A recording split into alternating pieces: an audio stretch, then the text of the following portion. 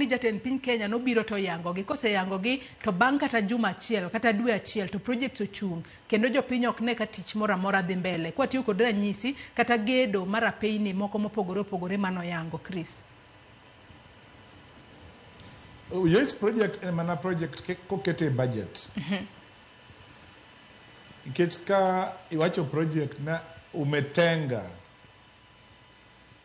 to kitenga to onge budget to bedo political rhetoric. Koro awakwayo rais ing'en mokwongo kirango projects giduto ohingo budget ma Kenya ma 2024-2025. Koro ne kiloso kiwacho wach budget kata kiwacho nadhi loso ndara to ber kiwache ni dhi loso higa mane in 2025-2026 2026-2027 so that some iketo chenro jiong'eno in which financial year aikete i budget nikech Kenya ngimiluongo no project based the budget wa iluongo no the project budget base.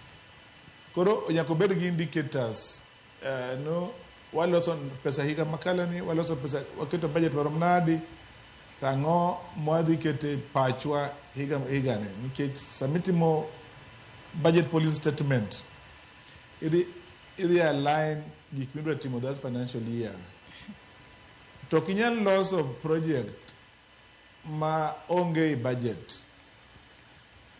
Koro gimonego timno ka gidwaro go siasa to gigo siasa to ka gidwaro loso gigi to girangno sama gidhi oko to parliament kod finance the treasury nyaka ket dwaro mar rais i budget then assembly nyaka approve dwaro go boket gi loan budget estimate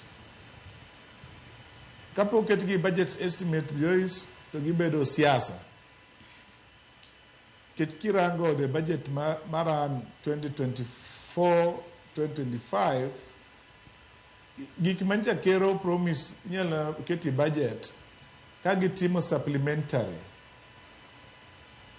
or kan gimidwa kero 2025-2026 the budget making process at Dimbel. Koro onegwangen at the end of this financial year, kod kichako ma 2025-2026, to gigi duto nyakwa ketien warangen to be gintie budget. Kose gin gik moko ma hot air ma kirango to gionge kamoro ma diketi lweti. Nikech statement nyalo wacho to ka gionge i budget to gi remain politics. Mane gima nyalo wacho.